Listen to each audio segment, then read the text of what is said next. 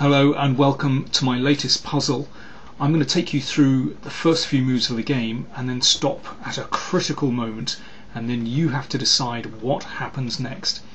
Okay, the game I've selected is from the recent Women's World Rapid Play Championship between Elisabeth Petz from Germany and Guo Qi, Chinese player. So Petz has the white pieces and it began as a French defence. And this is the so-called classical variation. Of course, white can play bishop g5 here, or e5. Petz chose e5. And she now selects the so-called Steinitz variation. So the knight drops back and prepares to support the pawn on d4. And of course, the big struggle in this kind of position is, can white maintain this beautiful space advantage? And if white can, then usually white is better, but this is where the tension lies in the position, and of course black tries to hit out at this centre as she's doing here. Okay, c3, bolstering the centre, and black castles. a3, well that can be a useful move, sometimes to prevent a bishop check here, sometimes to prevent a knight move coming here, especially if later on a bishop comes to d3. And also, white sometimes likes to gain space with b4 and really squashing black. So that's why in this position black played a5, and this can be a very useful move anyway to gain space on the queen side with a4.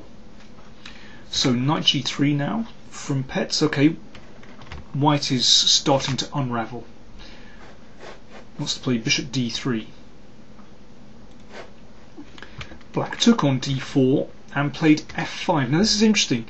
Black has delayed playing f5 because at this moment with the knight on g3 it's not possible for white to play g4 immediately, trying to break open the king side. So that was good timing from black. And now white has a dilemma. You can, well, obviously you don't have to capture this pawn, but then again it's perhaps not so easy to make progress on the king side. So Petz took, but that leaves big gaps in white's position. Of course, the e4 square, the f5 square to some degree, and that pawn on f4 rather blocks in the bishop on c1. So yeah, this is quite a big decision already from white. Okay, let's see how things develop. Queen b6 from black. I mean, my gut feeling is that black is probably doing okay here, but it's still a very, very tricky position. Knight e2 to defend the d pawn, and black starts to develop. White castles, and now one possible idea for black would be to play bishop e8 in this position and try to bring the bishop out here. That's not such a bad idea. Black chose bishop d6. Okay, let's see what happens after that.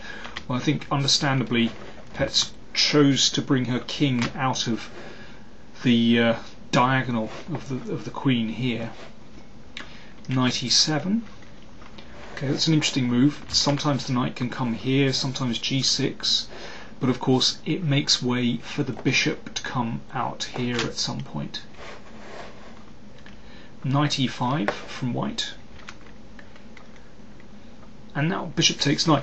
If I were black, I would love to play bishop b5 here to try to exchange off my so-called bad bishop for this good bishop, but of course that can be met by a pin.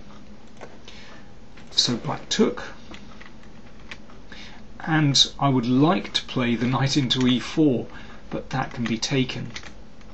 And queen takes d7. So black played knight g4. Okay, careful now, there's things going on here.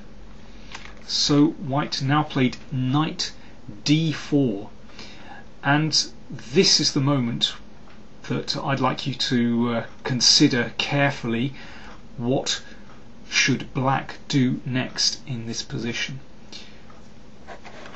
So I'm going to offer you two alternatives. First alternative is knight to h6.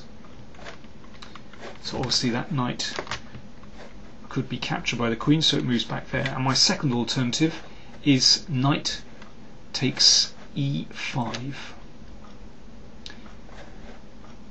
So there you go, knight takes e5 or knight h6. It's your choice. Click through on the move that you'd like to play.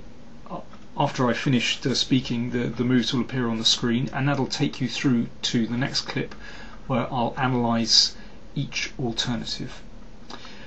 Best of luck.